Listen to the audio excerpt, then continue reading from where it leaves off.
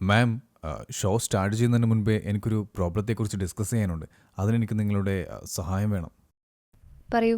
അതെന്താണെന്ന് വെച്ചാൽ എൻ്റെ കുറച്ച് ഷെയർസിൽ ചില പ്രോബ്ലംസ് ഉണ്ട്. അതിനെക്കുറിച്ച് ഞാൻ എൻ്റെ DPക്ക് കംപ്ലയിൻറ്റ് ചെയ്തിരുന്നു. പക്ഷേ അവരുടെ സൊല്യൂഷനിൽ ഞാൻ തൃപ്തനല്ല.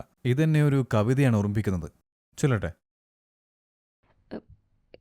ഇർഷാദ്, ഇർഷാദ് അല്ല മാം, എൻ്റെ വരികൾ. അത് അങ്ങോട്ട് പോകണോ ഇങ്ങോട്ട് പോകണോ, ഞാൻ അങ്ങോട്ട് പോകണോ അതോ ഇങ്ങോട്ട് പോകണോ, ഞാൻ എവിടെ പോകണമെന്ന് എനിക്കറിയയില്ല.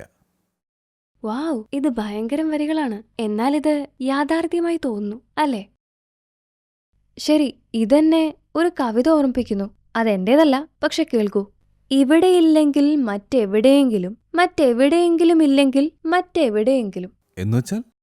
നിങ്ങൾക്ക് ഡെപ്പോസിറ്ററി അല്ലെങ്കിൽ സ്കൂൾ വെബ്സൈറ്റിൽ പോയി പരാതി നൽകാം. അത് ഞാൻ ചെയ്തു, പക്ഷെ അവിടെയും ഞാൻ തൃപ്തനല്ല. അവരുടെ പോർട്ടിലേക്കോ സ്മാർട്ട് ODR പോർട്ടിലേക്കോ പോവുക. അവിടെ നിങ്ങൾക്ക് നിങ്ങളുടെ പരാതി ഓൺലൈനിൽ ഉന്നയിക്കാൻ കഴിയും. ഇല്ല. ശരിക്കും? അവിടെ പോയി നിങ്ങളുടെ പരാതി ഓൺലൈനിൽ ഫയൽ ചെയ്യൂ. എന്നാൽ അത് വർക്ക് ചെയ്തില്ലെങ്കിൽ? അതേ സ്മാർട്ട് ODR പോർട്ടിൽ നിങ്ങൾക്ക് ഈ കൺസീലേഷൻ തിരഞ്ഞെടുക്കാം. നിങ്ങൾ ഇപ്പോഴും സാറ്റിസ്ഫൈഡ് അല്ലെങ്കിൽ ഒരു ആർബിട്രേഷൻ പ്രോസസ്സും ലഭ്യമാണ്.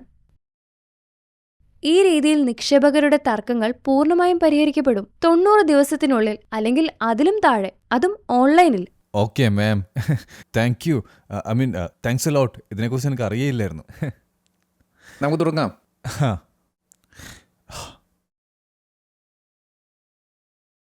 Hello ma'am, welcome.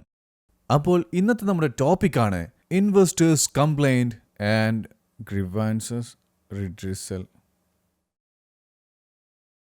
ഇന്ന് നമുക്ക് നമ്മുടെ ഇൻവെസ്റ്റേഴ്സിനെ കുറിച്ച് സംസാരിക്കാം. അവരുടെ കംപ്ലൈൻറ്റ്സ് അത് നമുക്ക് എങ്ങനെ കൈകാര്യം ചെയ്യാൻ കഴിയും എന്ന ടോപ്പിക്കാണ്.